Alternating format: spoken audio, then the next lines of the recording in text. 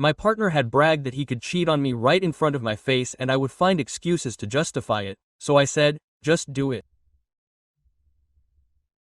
The week before, my girlfriend Monica and I were arguing about a piece of laundry that neither of us picked up when she suddenly exploded. "Do you know what your fault is, Nathan?" she snapped. "You're fragile. I could cheat on you right to your face and you'd still find a way to defend it." When she told him it was absurd, she let out that wicked laugh of hers. "I could make out with another man at a party right in front of you and you'd probably apologize. Deep down, you're afraid I'm going to leave you." I looked at her and simply said, "Just do it." She looked at me with a smug smile. "Please, we both know you don't have the courage," I insisted. "Do it." Her icy reply was, "Maybe I will." We fast forward to her firm's holiday party at a fancy ballroom. An hour later, I see Monica at the bar with Cameron, a colleague in her department she's been talking about a lot lately. Then she stares at me, holds my gaze, and gives me that same smile. She whispers something in his ear. She places her hand on his torso, still looking at me. I walk toward them calmly and ask if he's having a good time. "Oh, hello," she says, feigning surprise. "Cameron was just telling me something funny." Cameron gets uncomfortable and almost runs away when I tell her I need to talk to my girlfriend for a moment. "How rude," she says when I point out that I seem to be checking out her idea. She claims she was just being polite. "See? Now you're making excuses for me," Victoriosa says. Monica downs a martini in one gulp and heads straight for the dance floor. She grabs Cameron, dances close to him with her hands on the back of his head, still looking at me. The entire room watches, chatter ceases. Someone murmurs, "Oh my God," as she caresses his chest. I walk over to them and touch Cameron's shoulder. "Can I dance with my girlfriend?" He backs away, apologizes, and tells me she told him we were openly engaged. "We're not," I reply, and he disappears. Monica stands there with her eyes shining, saying, "See, you can't even." I cut her off. "Monica, it's over. This ends now." I say it loud enough for everyone to hear. She laughs nervously and says I'm overreacting. "Overreacting would be causing a scene," I reply. "But you just rubbed yourself against your partner just to prove I was weak. Congratulations. You just proved I do have boundaries. We're done." I announce it to the entire room in case anyone is interested. "She's all yours now," and I leave as she screams my name. Monica arrives at my door at 1 a.m. drunk and begging for forgiveness. The next morning, the messages ranged from desperate pleas to angry accusations. Monica had lost control of the story and it was devastating her inside. I sat in my apartment watching my phone vibrate non-stop. 57 messages in the last 6 hours. I didn't open a single one. I just watched the screen flash over and over again, a reminder of everything I had put up with for 3 years. "Nathan, please, let's talk like adults. Are you overreacting? I was just proving a point. Everyone in the office thinks you're an idiot for leaving me. You're going to regret this. No one else is going to love you like I do." I read that last message and let out a bitter laugh. Monica never loved me. She tolerated me, she used me, she molded me to her whims, but loving me, that never happened. Monday came faster than expected. I walked into the office with my head held high, ready for the comments, the stares, the whispers, and they all came exactly as I imagined. I heard about the party. Ryan, a fellow finance guy, had told me. "Monica says you made a scene because she was talking to another guy." That's what she's saying. Yeah. She says you were controlling, that you wouldn't let her have male friends, that you blew up out of jealousy. I nodded slowly. Of course. Monica would rewrite the story before I could give my side. It was her usual tactic. She always jumped the gun, always made sure she was the victim. "Ryan, I was with Monica for 3 years. Did you ever see me controlling her?" He thought, "No, not really." "So use your judgment," I said. And I continued back to my desk. But the rumors wouldn't stop. By Wednesday, Monica had refined her story. According to her, I was a toxic boyfriend who isolated her from her friends, who checked her phone all the time, who made her feel guilty about talking to other men. Cameron, the jerk who let himself be used in her play, apparently confirmed every word. It's true. I overheard Cameron telling someone in the break room. Nathan was always jealous. He almost hit me once just for asking Monica about a project. That was totally untrue. I never had a problem with Cameron until the night of the party, but no one questioned the story. It was easier to believe that the quiet guy was actually a hidden monster. You should stand up for yourself, Javier told me. My only real friend in the office. You can't let her destroy you like this. I won't play her game. I replied. The truth always comes out, but inside I was furious. Not because of the lies, but because part of me had anticipated this. Monica would not accept defeat. If I let her, she had to make me the villain so that her ego would be intact. On Friday afternoon, my boss called me into his office. David was a fair man. I had worked with him for 5 years and we had always gotten along. Nathan, I need to talk about something sensitive. He began and my stomach clenched. I received a formal complaint from Monica Torres in marketing. A formal complaint. She says you had stalked her after you broke up. Constant messages, unsolicited appearances at her apartment, inappropriate comments at work. I stared at him, processing what I had heard. Monica had sent me 57 messages that first day. I hadn't responded to a single one. She had shown up at my door drunk. At 1 a.m. I rejected her and never, not once have I made an inappropriate comment to her at work. David, none of this is true, I said calmly. Can I show you my phone now? I haven't sent Monica a single message since we broke up. Can you prove it? I pulled out my phone and showed him the history. 57 messages from her, 0 from me. 32 missed calls. None returned. David reviewed everything carefully, his face changing.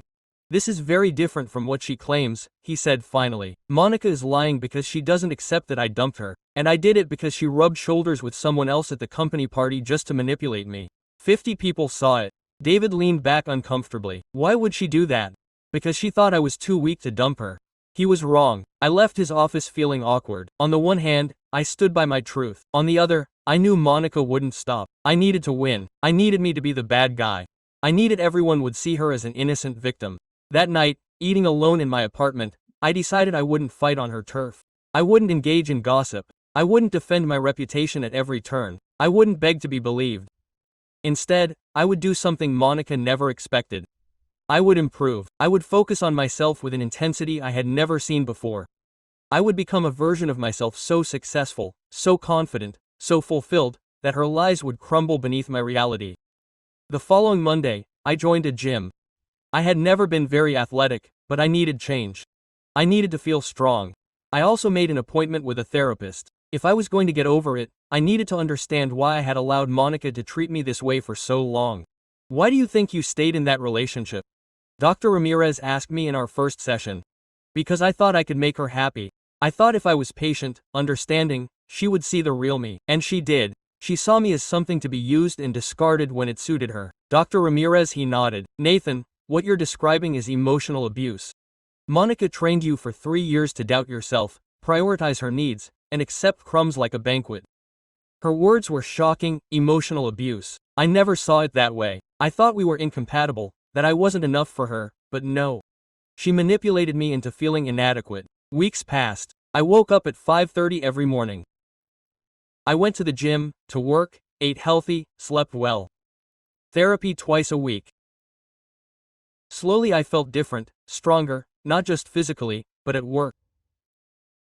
I focused on my tasks with renewed energy.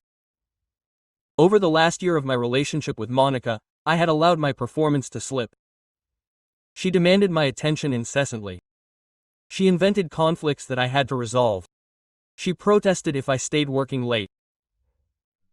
Now, freed from these interruptions, my efficiency increased dramatically. Nathan, this report is outstanding, David commented to me one afternoon as he examined a document he had prepared. Frankly, it's the best thing I've ever seen you do. Thank you. I have more time to devote to myself now. He got the implicit message. He didn't add anything, but I could see a glimmer of understanding in his eyes. Monica had been a constant interference, and with her gone I stood out in a big way. But she wouldn't give up. The gossip kept circulating, more and more exaggerated. Now she was claiming that I had bullied Cameron, that I had hurled crude insults at him at the party, that I had tried to sabotage his career out of spite. Each new version was more absurd than the last, though some believed them. It doesn't irritate you, Javier asked me at lunch. It's ruining your image. Those who really know me know what happened. Those who don't were never relevant. Quote. It was a calm but sincere reply. I had resolved not to exhaust myself trying to manage other people's opinions. My vitality was better spent building something solid, something that no amount of falsehood could demolish. 2 months after the incident at the party, something unexpected happened. I was in the cafeteria on the lower level waiting for my coffee when a woman approached. I had seen her before in the building, but we had never spoken. She was tall, with dark hair tied back in a refined ponytail, and she had this aura that attracted the eye effortlessly. Nathan asked with a polite smile. Yes, I'm Isabella. I work on the 12th floor, in the legal department. I wanted to chat with you about something if you have a moment. Quote. We settled at a table by the window. Isabella ordered a green tea and studied me intently before starting. I know what happened with Monica Torres, she began, and I know she's spreading slander about you. How do you know? Because I've seen this scheme before. Monica briefly collaborated with our industry 2 years ago on a shared initiative. She tried the same tactic with a colleague of mine, lured him in, used him to advance a task, and then, when he became genuinely interested, labeled him a bully. I stood by and absorbed the facts. And what happened? The HR department investigated. They discovered that all his allegations were fabricated. He kept emails, texts, everything on record. Monica got an unofficial reprimand, but since it was her first incident and she was persuasive about a misunderstanding, it didn't go any further. Why are you telling me this? Isabella took a sip of her tea. Because you excel at your job, Nathan. I've seen you in interdepartmental meetings.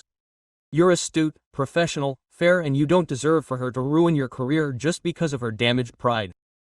It was the first time in 2 months that someone outside my immediate circle had my back. I felt a relief in my torso, a pressure I didn't know I had. Thank you for mentioning it. There's more, Isabella continued. If Monica escalates her allegations, if she tries to formalize them, you should prepare yourself. I can testify to her past behavior, and I know 2 other people who have also suffered with her. We exchanged phone contacts. Isabella stood up to leave, but paused. And Nathan, in case you're interested, I never approached you before because I knew you were engaged. I've always respected that, but now that you're available, I'd like to get to know you better. No rush, no maneuvering, just 2 individuals sharing coffee and exploring options. I found myself smiling genuinely for the first time in months. I would like that. That night, as I was leaving the building, I spotted Monica in the parking lot. She was arguing with Cameron. Their tones were raised, though I couldn't catch the precise phrases. Cameron seemed exasperated, gesticulating. Monica was wearing that grimace that I knew of, the one she used when someone wouldn't give in to her wishes. She saw me watching them and her face instantly changed. She abandoned Cameron and walked toward me resolutely. Nathan, we need to talk. There's nothing to discuss. Monica, please, just 5 minutes. I owe you. Against my better judgment, I stopped. She came closer and I detected liquor on her breath. I'm sorry, she said, and for a moment she seemed genuine. I know I overdid it at the party. I shouldn't have acted like this. But you shouldn't have embarrassed me in front of everyone either. I didn't embarrass you. You did it all by yourself. It was foolish.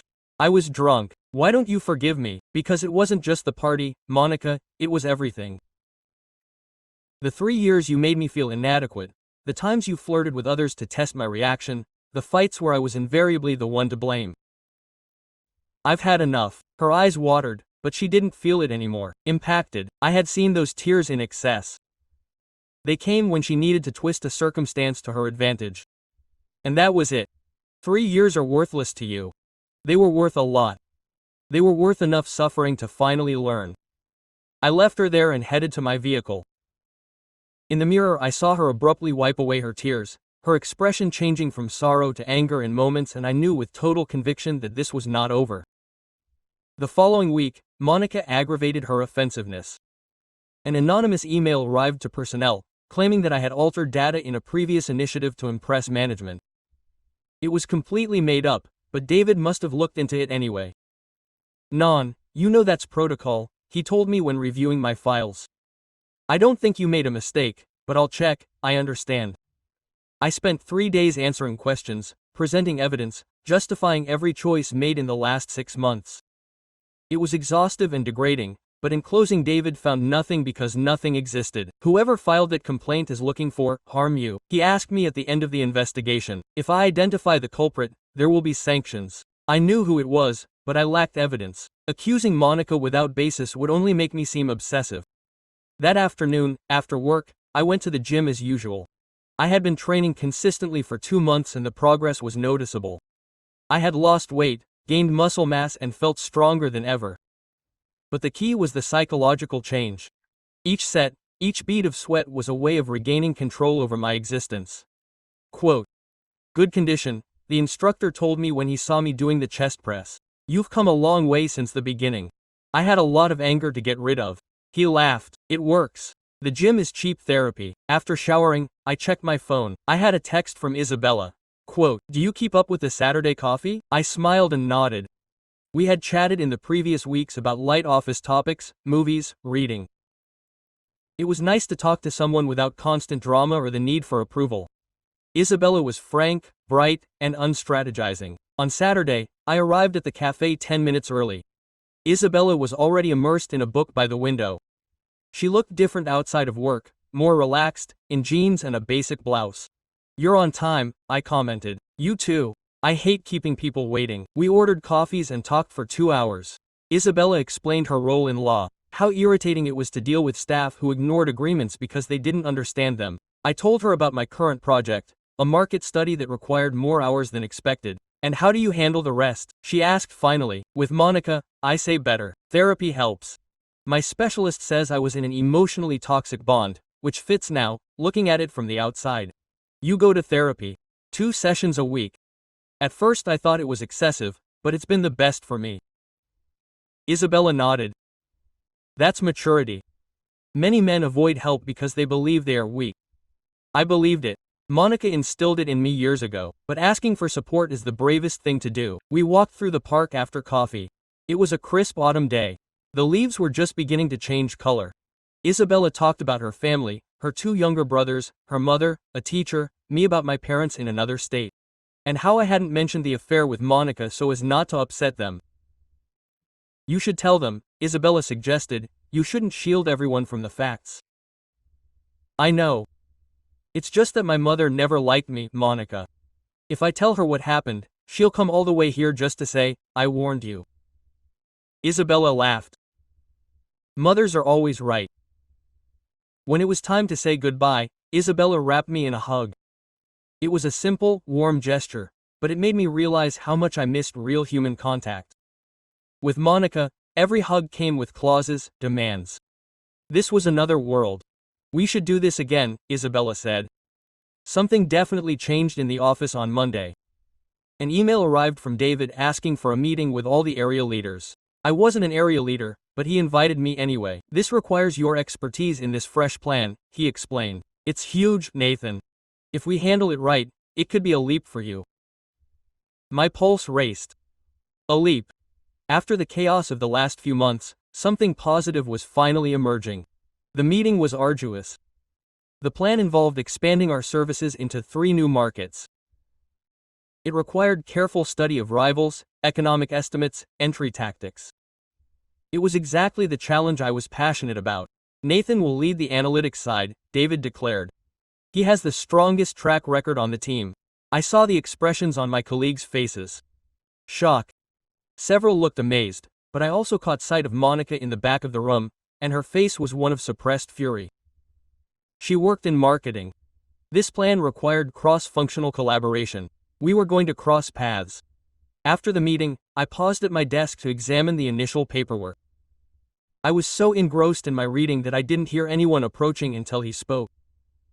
"Congratulations," I looked up. It was Cameron. He seemed fidgety, hands in his pockets. "Thank you.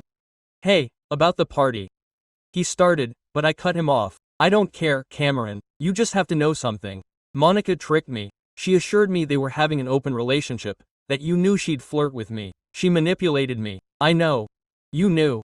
Monica exploits people. It's just her style. It took me 3 years to figure it out. You caught on first. Cameron nodded slowly. She's furious that you were assigned this plan. She said you'd ruin it, that you were inept. What do you think? I think you excel at your job, and I think I was wrong to get involved in her mess. I held out my hand. So, let's put this behind us. He squeezed it, visibly relieved. When she left, I sat back in my seat. Things were looking up. I had a key plan. Monica was losing support and I was building something solid in my existence. My phone vibrated. It was Isabella. I knew about the plan. I knew you were capable, but not how much. Dinner to celebrate. I said yes instantly. When I put my phone away, I saw Monica watching me from her seat. Her face was icy, strategic. I recognized that expression. It was the same as when she was plotting something. But this time I didn't tremble. This time I was ready because I was no longer the vulnerable person she could dominate. I was someone renewed, someone firmer, and if she sought war, she would learn that she had chosen the wrong opponent. That night, in therapy, I told Dr. Ramirez everything. Quote, "It seems like you're in a great place," she noted. "I am, but I have a feeling Monica will try something else. She can't stand that I'm thriving without her." "And how does that make you feel?" I thought for a second. I'm no longer afraid. I'm intrigued. I want to see how far she'll go before I admit she's already lost. Dr. Ramirez smiled. "That's a very healthy reaction, Nathan. It shows you've regained your self-control." I left the office feeling lighthearted. The night air was crisp. The city was ablaze with lights. I walked to my car, thinking about dinner with Isabella, about the new plan, about all the doors that would open before me. Monica had thought that annihilating me would be simple. She had completely underestimated my resilience. And now, while I grew stronger by the day, she was stuck in her own heartburn. The sweetest revenge wasn't to crush her, it was simply to thrive. Dinner with Isabella was at a tiny Italian bistro she frequented. The place was warm, with tables close together and soft music playing in the background. We ordered wine and pasta, and the conversation flowed effortlessly. "Tell me about the plan," Isabella said after placing her order with the waiter. I gave her the details, the expansion into new markets, the study I would lead. She listened with genuine interest, asking pointed questions that showed she understood what I was saying. "It sounds like a huge opportunity," she said. "Are you anxious?" "It's a big burden, but I'm also excited. I haven't felt this way about my job in a while." "Why do you think it's different now?" "Because before, every success brought regret. If I excelled at the office, Monica would complain about my hours there. If I stayed late for a report, it was because I wasn't prioritizing her. In the end, I stopped giving it my all because it wasn't worth the conflict." Isabella frowned. "That's typical control. It conditioned you to slow down your own progress." My therapist agreed. The food arrived, and we ate while chatting about other matters. Isabella told me about a thorny case at her firm, a contract dispute that had been stalled for months. It was captivating to hear her describe her work, to see the fire in her eyes as she broke down the legal points. "Have you always dreamed of being a lawyer?" I asked her. "When I was 12, my father was in a lawsuit with a partner who had ripped him off. We saw how a skilled lawyer could turn the tables. I knew that's what I wanted from then on." "And did your father get his money back?" "In the end, he did, but the process was long and cruel, which is why I focused on business law. I want to prevent these disasters before they happen." After dinner, we strolled through the pedestrian zone near the bistro. There were street vendors, street artists, couples strolling. Isabella parted from a painter who was offering canvases. "Does art appeal to you?" I asked. "I'm attracted to art that tells a story. I don't get those abstract works with just splashes." I laughed. "Me too, I always pretend to understand in galleries." "We all pretend," she said, smiling. "It's the biggest secret of the art world." As she got to her car, Isabella turned to me. "I had a great time tonight, Nathan." "Me too. We can do it again. Take it easy. Just see where it takes us." I'd love to. We hugged each other goodbye. As I drove home, I noticed I'd been smiling all evening. With Monica, every outing was tense. I had to measure every sentence, every move, to avoid upsetting her. With Isabella it was different, I could be genuine. Monday brought bitter shocks. When I opened the email, a message from Human Resources requested another appointment. My stomach dropped. The appointment was with Patricia, the head of Human Resources, and David. Patricia looked serious, not looking good. Nathan, we've received another complaint, Patricia began, this time for misconduct in a project meeting. What misconduct? The complainant claims that you made disparaging remarks about her professional competence to colleagues, that you treated her with superiority and dismissed her proposals. Who filed the complaint? Patricia hesitated, but then it happened. Monica Torres. Sure. I rubbed my face, feeling the anger growing. Patricia, Monica, and I broke up 3 months ago. Since then, she has made several false accusations against me. First, she alleged harassment when in reality she was bombarding me with texts. Then an anonymous person said I altered information. Now this is a harassment scheme. Can you prove her claims are false? The project meeting was on Friday. 8 people were present. Can you check to see if I said anything inappropriate? David chimed in. I already did. I spoke to 4 attendees. No one recalls Nathan making any disparaging remarks toward Monica or anyone else. Patricia wrote it down. Okay, I will investigate thoroughly. In the meantime, Nathan, I suggest you log all of your interactions with Monica, emails, texts, witnesses at meetings, everything. I left Patricia's office exhausted. Monica was escalating. Each false allegation was intended to tarnish my image, get me fired, or at least block my promotion. I called Isabella at lunch and told her about the incident. Quote, Nathan, this is serious, Monica said. She is committing workplace harassment. If he persists, you could retaliate legally. I don't want to litigate, just leave me alone. I understand, but you need to protect yourself. Remember how I told you he tried something similar with a coworker 2 years ago? I have the contact. I can call him and see if he'll talk to HR about his experience with Monica. Would you do that for me? Of course. No one should be harassed like that. That afternoon, as I was working on my work, Cameron came up to my desk. He seemed uneasy. Nathan, I have something to tell you. Monica asked me to make up things about you. I stopped typing and watched him. How did he ask me if I remembered seeing you act violently toward her in meetings, if you said anything offensive? I told him no, because I've never seen anything like that. Then he suggested if I could remember better if she supported me in getting a letter of recommendation for a higher position. She tried to buy you into falsifying details against me. Cameron nodded. I won't. He manipulated me before. It won't happen again, but I thought you deserved to know the lengths he goes to. Would you tell HR? Yes. I'm sick of his trickery. After Cameron left, I emailed Patricia asking for another meeting. I included Cameron's statement, the texts Monica sent me after the breakup, and a detailed log of all his efforts to harm me. My phone vibrated. It was Isabella. I spoke to Marcos, the man I mentioned. He agreed to talk to our. He claims Monica acted the same way toward him. Made up charges, pressured others to testify against him. It's all in his file. Isabella, I don't know how to express my gratitude. No need, it's only fair. That night, during my gym routine, I reflected on the events. Monica had tried every means to ruin me, falsehoods, deceptions, fabricated allegations, but each action only strengthened my defense against her. Dr. Ramirez was right. The greatest revenge was not to fight back, but to move forward, forging my existence while she wallowed in her own resentment. The next day, Patricia summoned me to her office. This time her face was different. Nathan, after reviewing all the allegations, I consulted with several witnesses and analyzed the documents you provided. The demonic accusations are baseless. Furthermore, Cameron's statement about his attempted bribery is alarming. What happens now? We will have a firm dialogue with Monica regarding the misuse of the complaints system and unprofessional conduct. We will also discuss her overall performance with her boss. I left that session feeling something that had been absent for months. Relief. Reality was finally emerging.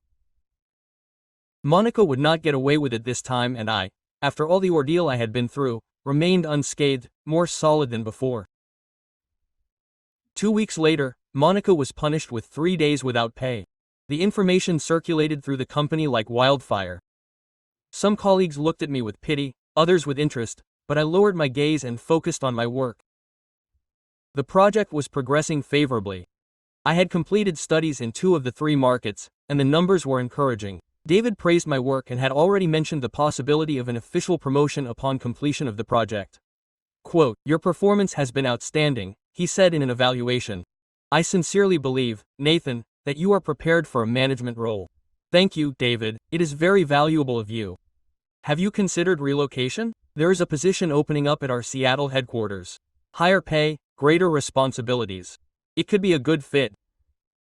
Seattle was 1,900 miles away, far from Monica, far from all the conflict, and it seemed appealing. "Let me think about it," I replied. That afternoon, Isabella and I met for coffee. We had been seeing each other for 2 months without formally labeling it. It was comfortable, unhurried, uncomplicated, just 2 individuals exploring each other. David proposed a position in Seattle. I shared it with him as we walked through the park. Isabella stopped. "What kind of position?" "Market research leader." "It's a big jump. Higher salary. More power, own team." "Sounds great. Will you take it?" "I'm not sure. Seattle is a long way away." "From what?" she asked, fixing her gaze on me. "From here, from my routine, from you." Isabella smiled tenderly. "Nathan, we've only known each other for 2 months. Don't turn down an opportunity like this for me." "What if I don't want to turn it down? What if I invite you to come with me?" She blinked in astonishment. "Are you serious? My company is based in Seattle. It's bigger than this one. They're probably looking for competent corporate lawyers. Could you request a transfer, please?" "Nathan?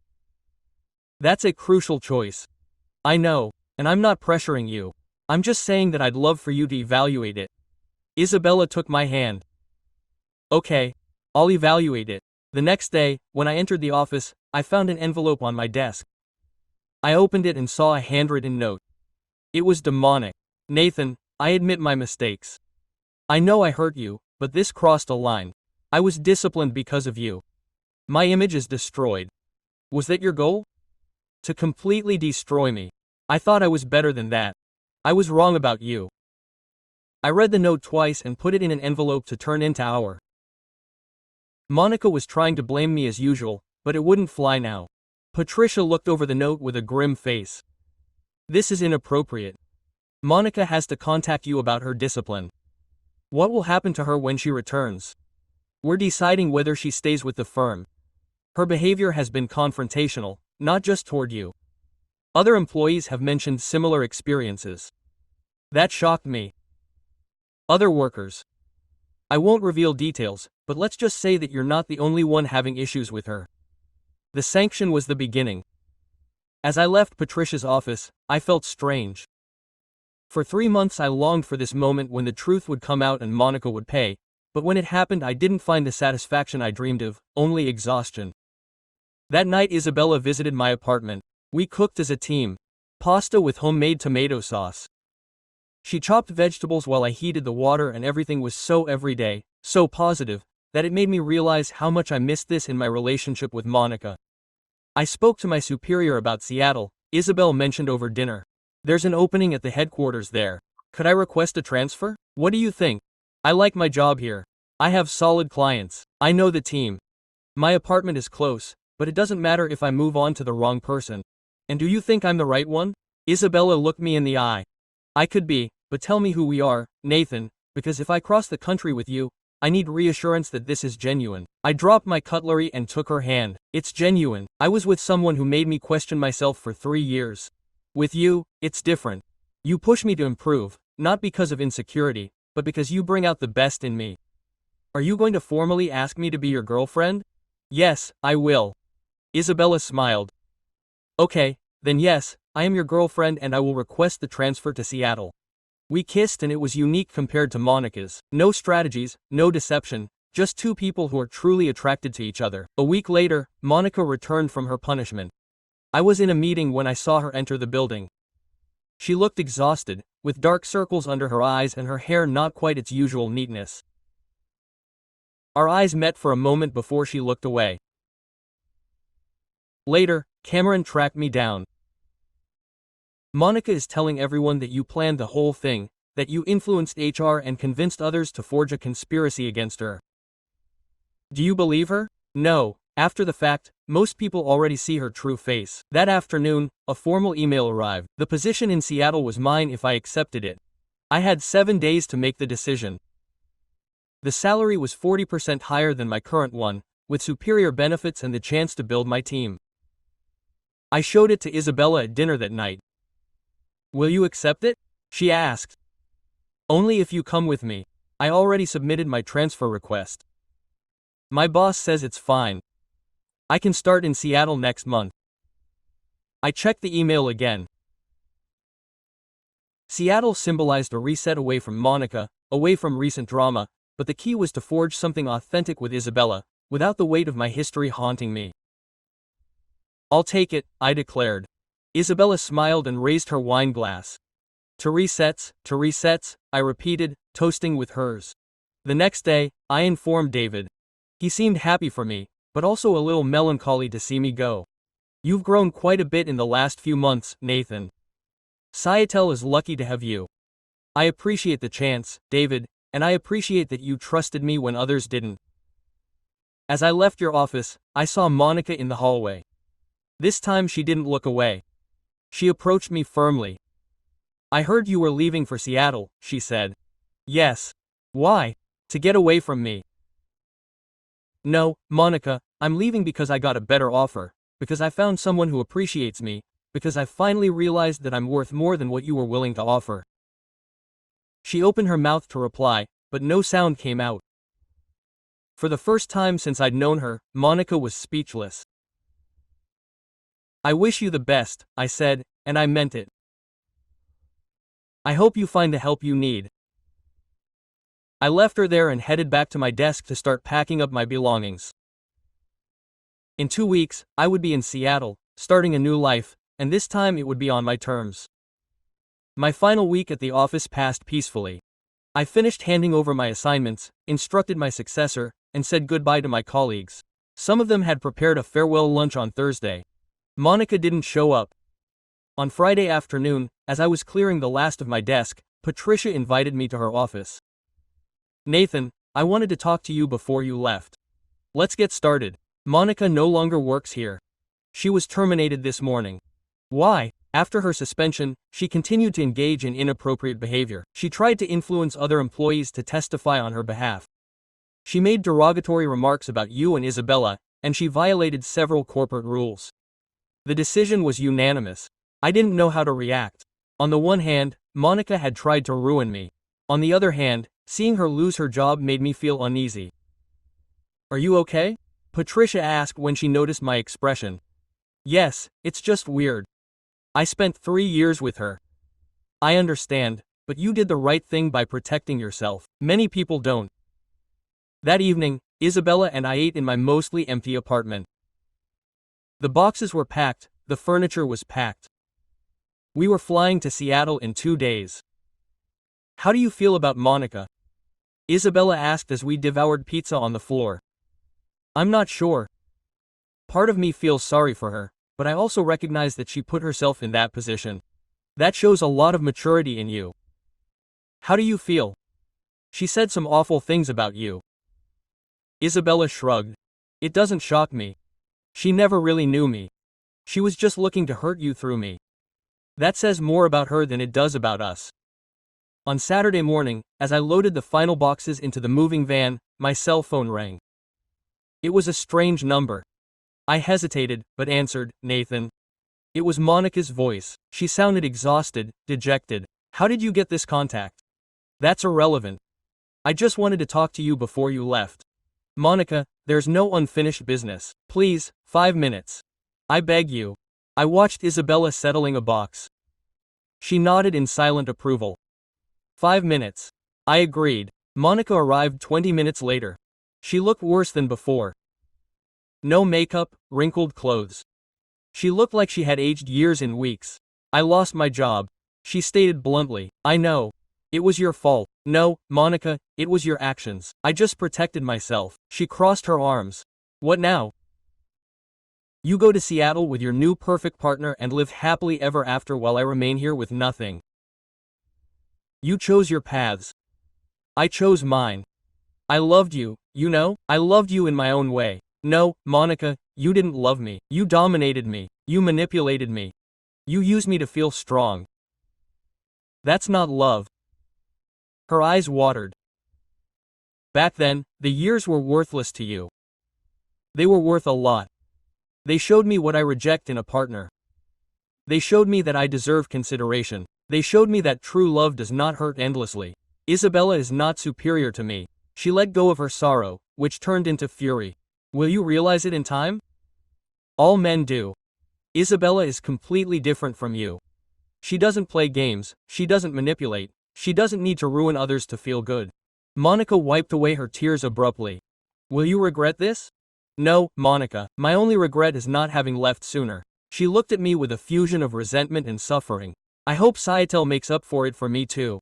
Monica turned and walked toward her vehicle. I watched her drive away and felt something release inside me. This was definitive closure.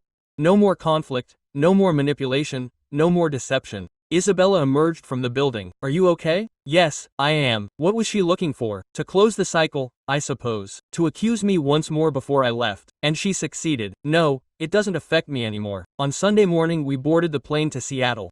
As it ascended, I looked out the window, watching the city shrink. 3 years of my existence had passed there. 3 years of agony, manipulation, and insecurity. But there was also evolution. I had discovered facets of myself. I had found my strength. What are you thinking about? Isabella asked, taking my hand. That I am prepared for this, for a fresh start. Me too. We arrived in Seattle at noon.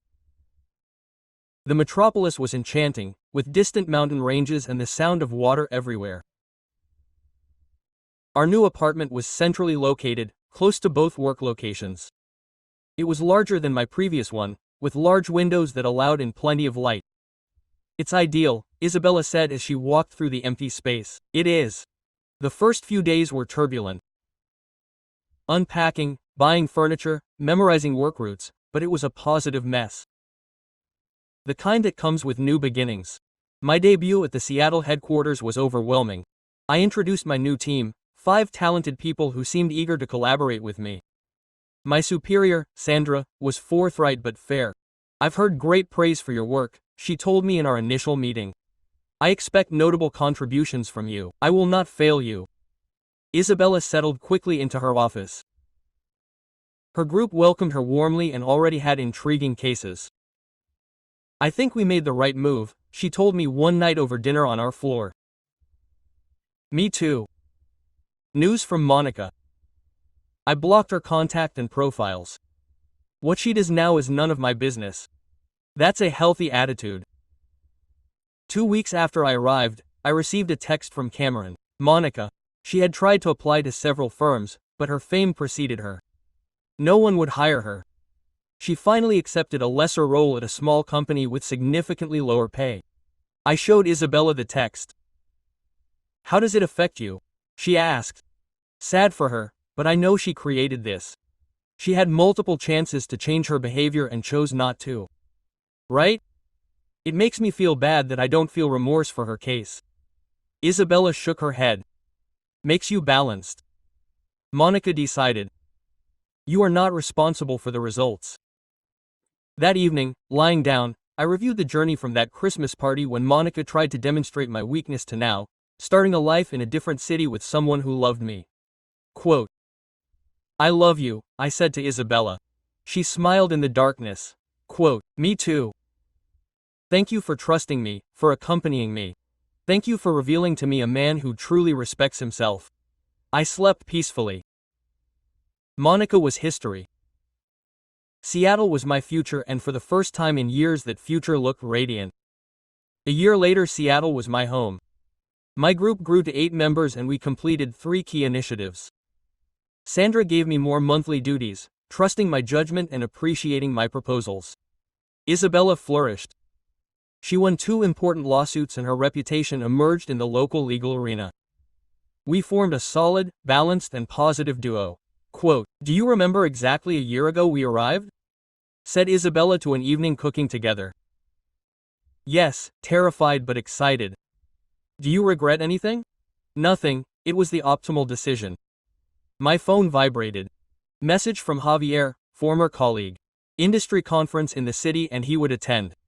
He wanted to meet for an update. We met Saturday at a coffee shop near my apartment. Javier looked the same, maybe more tired. "Nathan, you look great," he said as we sat down. "Seattle suits you." "Thanks. How are things going there?" "Different. After you left they hired 3 rookies. Cameron got promoted, surprising everyone. I like him. He made a mistake, but he matured." Javier hesitated before continuing. "Curious about Monica?" "No, not really, but I'll assume you'll count as the same. She works at a small firm. I heard she goes to therapy to resolve issues, but alone. No one wants to get laid after what happened. I hope therapy helps." "Don't you feel joy?" "She tried to destroy herself and self-destructed." "No, just relief at not being my burden." Javier approved.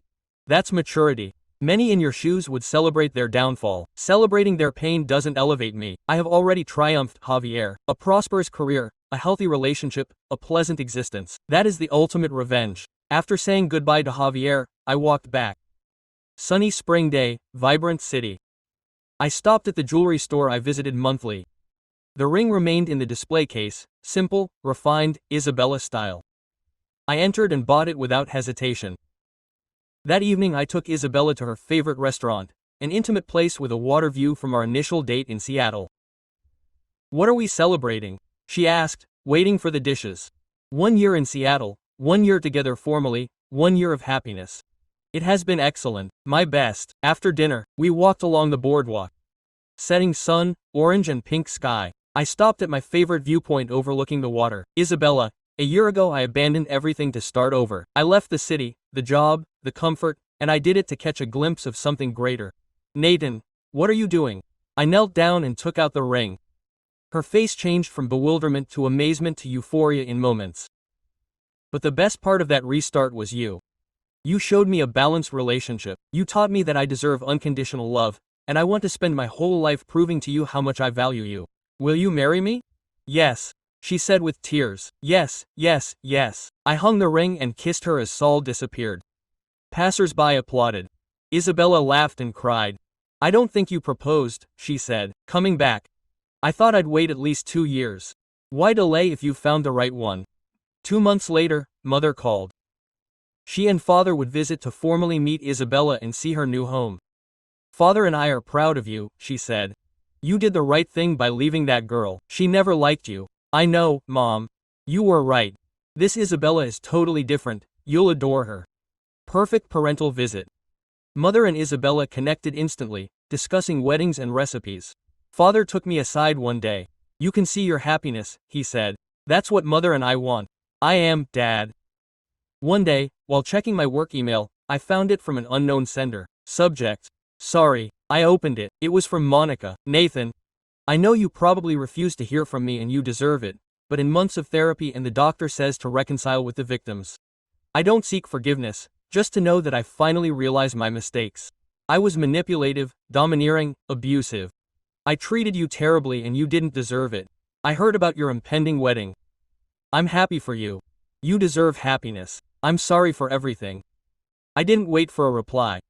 I just needed to express it. "Monica." I showed Isabella that night. "You will respond?" he inquired. Hesitant. Part ignored, but part appreciated at the cost of that email. Instinct, I thought. Good. Acknowledge apologies without reopening. I responded briefly. "Monica, I appreciate your apology. Good luck in healing, Nathan." I sent and filed. No dialogue was needed. I said the essential. She did the same. Peace achieved. Wedding came 6 months later. Intimate ceremony. Close friends only. Javier traveled from an ex-city with ex-colleagues. Cameron attended with a new girlfriend. As he watched Isabella walk down the aisle, everything made sense. Years of pain, harsh lessons guided me here. "You look radiant," I whispered at the altar. "You too," she smiled. In vows I spoke sincerely. "Isabella, you taught me true love. It's not a game, not manipulation, not control, it's respect, support, growing together. I promise to cherish you daily, to listen to you, to be a total partner, to never take you for granted. She cried in hers. Nathan, you showed me courage. You abandoned toxicity for superiority and built a beautiful life, honored to be part of it. Festive reception. We danced, we laughed, we celebrated with loved ones. Dancing first as spouses, Isabella whispered, happy, more than imagined. Me too, that night at the hotel, dreaming, reviewing from the party where Monica proved my weakness to now, married to a beloved, successful, surrounded by valuers. Monica made a mistake about me. Not weak, patient, waiting for the right moment.